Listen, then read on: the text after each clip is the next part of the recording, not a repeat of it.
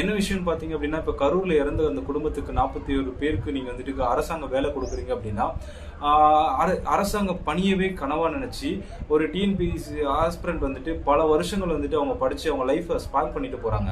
அவங்களோட நிலைமை என்ன ஆகுறது? நீங்க நினைக்கலாம் வெறும் 31 பணி நியமனம் தானே கொடுத்துருக்காருன்னு சொல்லிட்டு, நீங்க வெறும் 31 பணி நியமனம் மட்டும் நினைச்சீங்க அப்படின்னா, அந்த 31 பணிக்கான காம்படிட்டர் பாத்தீங்க அப்படின்னா கிட்டத்தட்ட ஒரு 3000 பேர் இருப்பான். அதுல வந்துட்டு ப்ராப்பரான ஒரு காம்படிட்டர்னு பாத்தீங்க அப்படின்னா 1:5 பாத்தீங்க அப்படின்னா கூட 15 150 பேரோட வாழ்க்கையை சீரழிச்சு தான் இந்த நீங்க 31 பணி நியமனத்தை வந்துட்டு நேற்று வழங்கியிருக்கீங்க.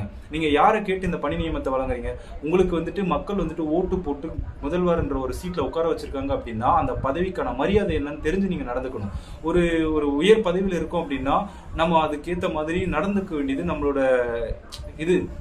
நீங்க அந்த நாலேஜ் இல்லாத மாதிரி தான் இப்ப நீங்க நடந்துக்கிறீங்க.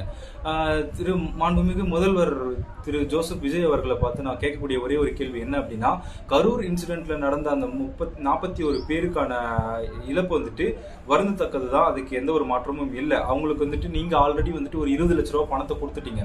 அது இல்லாம வந்துட்டு தமிழக அரசு வந்துட்டு முன்கூட்டி இருந்த வந்துட்டு திமுக வந்துட்டு ஒரு 10 லட்ச ரூபா கொடுத்துருக்காங்க, 30 லட்ச ரூபா. அது போக நீங்க என்ன சொன்னீங்க அப்படின்னா, அந்த குடும்பங்களுக்கு வந்துட்டு மாதந்தோறும் நான் வந்துட்டு பென்ஷன் வழங்குவேன் அப்படின்னு சொன்னீங்க. அது அக்செப்டபிள். உங்களோட பணம், நீங்க சம்பாதிச்ச பணத்தை நீங்க வந்து அவங்களுக்கு வந்துட்டு பென்ஷனாவோ கொடுங்க, இல்ல சும்மா கூட கொடுத்துட்டு போங்க, இல்ல உங்களோட சொத்துல ஏதாச்சும் ஒரு 1/4 பங்கு எழுதி வச்சுட்டு போங்க.